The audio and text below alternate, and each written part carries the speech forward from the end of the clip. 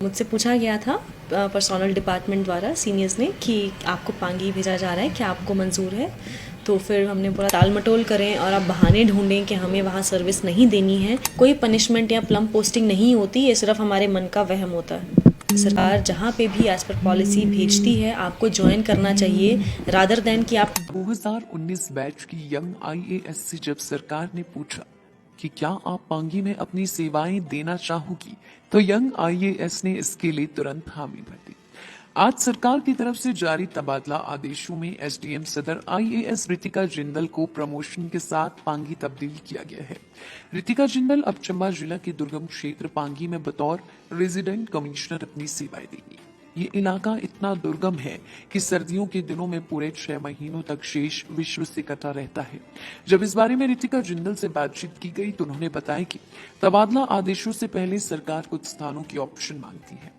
मुझसे पांगी में सेवाएं देने के लिए पूछा गया तो मैंने इसके लिए तुरंत हाँ कर दी, क्योंकि वैसे भी ट्राइबल क्षेत्रों में सेवाएं देना अनिवार्य होता है, इसलिए मैंने इस ऑप्शन को स्वीकार कर लिया। अब ट्राइबल क्षेत्रों की समस्याओं को करीब से समझने और उनके समाधान का मौका मिला है। प्रमोशन हुआ है as resident commissioner Pangi, RC Pangi जो है वो प्रमोशन हुआ है। तो मुझसे पूछा गया था पर्सोनल डिपार्टमेंट द्वारा सीनियर्स ने कि आपको पांगी भेजा जा रहा है, क्या आपको मंजूर है। तो फिर हमने बोला था कि नेचुरली अगर सीनियर्स को लगता है कि अगर मेरा काम वहाँ पे अच्छा रहेगा, अगर मेरा वहाँ पे यूज़फुलनेस रहेगी एज एन ऑफिसर, तो I would like to definitely go और एक अच्छा नया एक्सपोजर मिलेगा पांगी में। मैंने भी ऐसा सुना, वहाँ के लोगों ने बोला कि मैम आप फर्स्ट फीमेल आरसी पांगी होंगे जो कि पांगी में ही स्टेशन होकर अपनी सेवाएं देंगे and you will be almost I think one of the youngest RC Pangi. तो कोशिश तो मेरी यही रहेगी being from outside the state के पहले मैं एक बार एरिया एक्सप्लोर करूं, लोगों को जानूं, वहाँ का कल्चर समझूं, वहाँ की सिचुएशन को समझूं, वहाँ के सर्कमस्टेंस जो हैं उनको समझूं। रितिका ने कहा कि हमें सरकार के लिए काम करना होता है और सरकार हमें जहां भी तैनात करे हमें अपनी सेवाएं देनी ही है, इसलिए भी ना नुक्कर वाला कोई विषय ही नहीं था। बाकी कर्मचारियों को भी इस बात को समझना चाहिए कि उन्हें अपने घर के पास काम करने के लिए नौकरी नहीं दी जाती, बल्कि देश या प्रदेश के हर कोने में सेवाएं देने के लिए दी जाती है। जनरली जो मैंने देखा है एक ट्रेंड सरकारी कर्मचारियों में ये रहता है कि एवरीबडी वांट्स कि उनकी जो पोस्टिंग है उनके घर के पास रहे एंड उनकी सुख सुविधाओं का उनको लगता है कि फैसिलिटीज़ का, बेसिक अमेनिटीज़ का ध्यान रहे। जनरली लोगों को लगता है कि they don't want to go to tribal areas because उनको लगता है हार्श क्लाइमेट होगा, परहैप्स फैसिलिटीज़ इतनी अच्छी नहीं होंगी। बट मेरा सिर्फ इतना मानना है कि आप गवर्नमेंट सर्वेंट हैं और आपको सरकार जहाँ पे भी एज पर पॉलिसी भेजती है आपको ज्वाइन करना चाहिए रादर देन कि आप टाल मटोल करें और आप बहाने ढूंढें कि हमें वहाँ सर्विस नहीं देनी है। तो ऐसा नज़रिया जो है वो नहीं होना चाहिए, बिकॉज सरकार के लिए तो सभी बराबर हैं।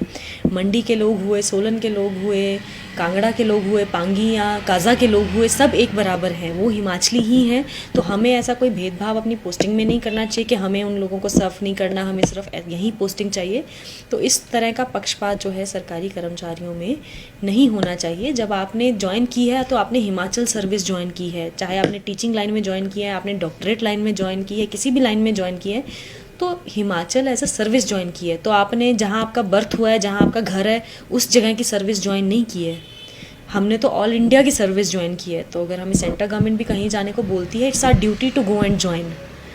तो ये हमें उससे पहले सोचना चाहिए। पहले आदमी को लगता है, हमेशा हर कोई सोचता है कि हमारी सरकारी नौकरी लग जाए, पहले आदमी नौकरी के पीछे भागता है, फिर वो बाद में भागता रहता है कि जी हमें अपने चॉइस ऑफ पोस्टिंग हो जाए। बट मेरा ये कहने का मानना है कि once you have joined a government, let's say for example government of India or for that matter Himachal government, state, any state government, आपको इसमें कोई भी पक्षपात नहीं करना चाहिए कि भाई ये प्लम पोस्टिंग है, ये पनिशमेंट पोस्टिंग है।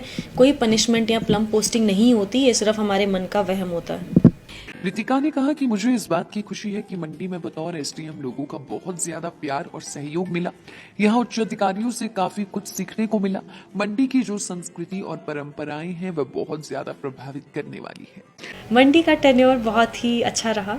मंडी फील्स लाइक होम, छोटी काशी है और बहुत ही कल्चरली वाइब्रेंट, बहुत ही अच्छा, एक तरह से जैसे जिंदा दिल हम टाउन बोल सकते हैं वो है। और लोग बहुत ही वार्म कल्चर है यहाँ पे।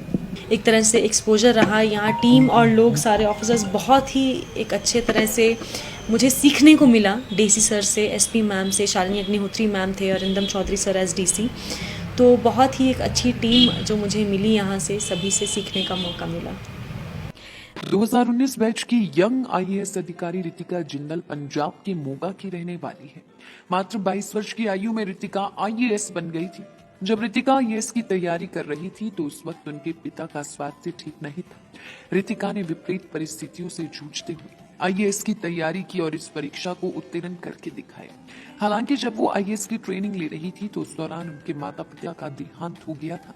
इसलिए रितिका खुद को स्ट्रांग मानती है और पांगी की पोस्टिंग को पॉजिटिव नजर से देख रही है। जब मैं तैयारी कर रही थी तो मेरे पिताजी को कैंसर हुआ था डिटेक्ट, और तब उनका कैंसर का ट्रीटमेंट चल रहा था। जब मेरा एग्ज़ाम का रिज़ल्ट आया था तभी मतलब for that 1 year my father was in the hospital. And जब मेरी ट्रेनिंग चल रही थी मसूरी में, sadly both of my parents had passed away, दोनों की डेथ हो गई थी जब मेरी मसूरी में ही ट्रेनिंग चल रही थी।